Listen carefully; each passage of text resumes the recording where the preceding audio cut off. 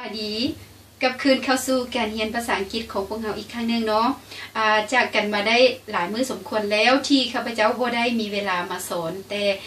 ข้าพเจ้าเชื่อมั่นว่าข้าพเจ้าจะบ่หยุดสอนอย่างแน่นอน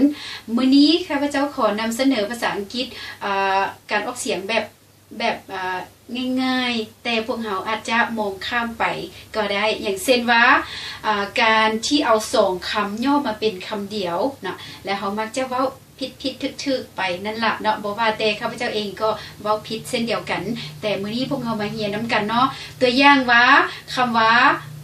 I am not you are not หรือ we are not เนาะพวกเรามักเอาคำว่า are not หรือว่า is not หรือว่า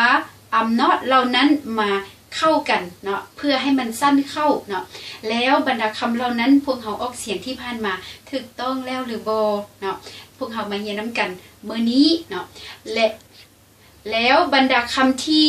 เอาส่งคำมาเข้ากันนั้นในภาษาอังกฤษเอิ้นว่า contraction เขียนแบบนี้คำว่า contraction ตัวนี้หมายถึงการเอาส่งคำที่มารวมเข้ากันเพื่อให้เราได้อ่านเป็นคำเดียวนั่นเองเนาะอย่างเช่นตัวอย่าง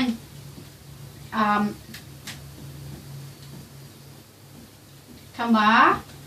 I am not อันนี้แมนมื้อนี้ข้าพเจ้าขอเน้นใส่แต่ประโยคปฏิเสธแบบตอบสั้นเนาะ I am not เวลาเรามาเขียนสั้นๆเราจะได้แบบนี้ I'm not และคำว่า you we they are not แล้วเวลาเรามาเขียนสั้นเราจะได้คำนี้เดี๋ยวเรามาอ่านเบิ่งว่าตัวนี้อ่านว่าจังได๋เนาะและตัวนี้ she he หรือว่า it ตัวนี้ is not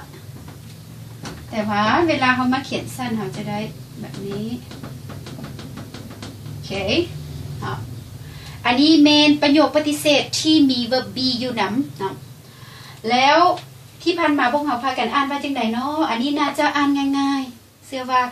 พวกเราอ่านถึกแล้วเนาะ I'm not แต่ว่าตัวนี้เด้พวกเราอ่านว่า aren't แม่นบ่แล้วตัวนี้ก็อ่านว่า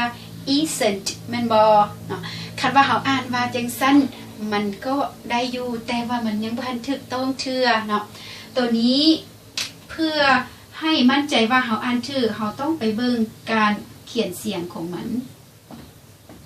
การเขียนเสียงของมันเป็นจังซี่เนาะโอเคแทนสันจากที่เราเคยอ่านว่า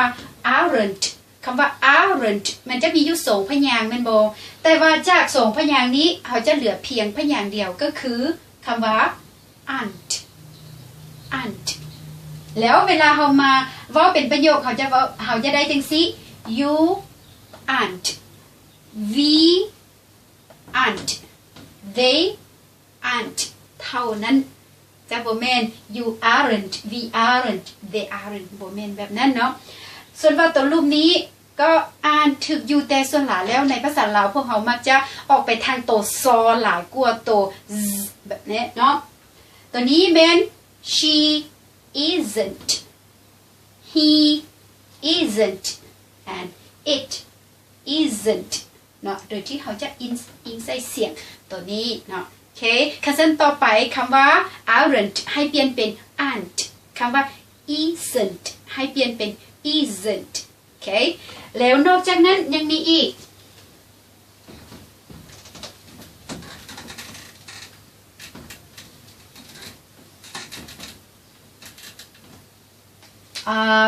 ประโยคปฏิเสธตอบสั้นแบบที่บ่มี verb be นะ I you we they ตัวนี้เวลาเขาปฏิเสธคำว่า do not ค่อยบ่ซะนะ do not เวลาเขาเขียนเอามารวมเข้ากัน construction ของมันจะได้แบบนี้แล้วเวลา she he it จะได้คำว่า does not หรือเวลาเขาเขียนตัว construction ของมันเขาจะได้แบบนี้เนาะส่วนหลายแล้วตัวนี้พวกเขาก็อ่านถึกอยู่แล้วเนาะอ่านถึกอยู่แล้วว่าอ่านว่า don't มันบอกหรือว่า don't โอเค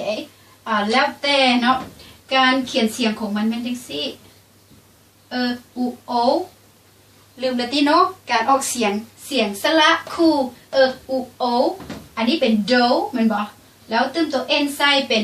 don't แล้วก็ตามด้วยตัว t เป็น don't โอเคส่วนว่าตัวรูปนี้ได้แบบนี้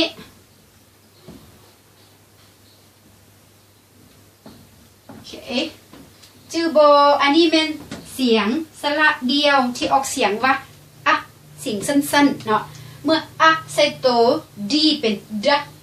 เนาะอันนี้ก็ออกอ่านว่า doesn't โอเคจะบอกแม่น doesn't เนาะแต่ว่าอ่านว่า doesn't โอเคก็ได้อยู่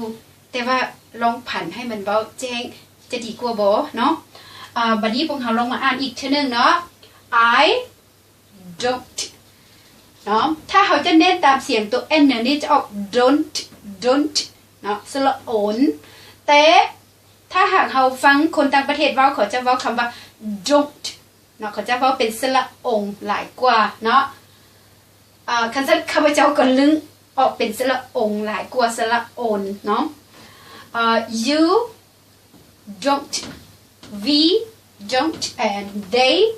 don't ส่วนตัวรูปนี้จากคำว่า she does not กลายมาเป็น she doesn't โอเคอย่าลืมตัวนี้บ่แม่น does แต่ว่าตัวนี้แม่นแบบนี้เนาะอ่านว่า does โอเคเนาะบ่แม่น does เนาะถ้าหากว่าอ่าน does แม่นให้เปลี่ยนมาเป็น does he does not กลายมาเป็น he doesn't and it does not กลายมาเป็น it doesn't โอเคมาอ่านนำกันอีกทีหนึ่งตัวนี้ don't doesn't อย่าลืมตัว t doesn't ส่วนตัวนี้อ่านว่า does โอเคที่ผ่านมาแม่น does โอเคเป็น does เสียงก็ว่าแตกต่างกันหลายขอขอบใจที่ให้การติดตามแล้วอย่าลืมติดตามคลิปวิดีโอหน้ากดติดตามให้ได้ขอขอบใจ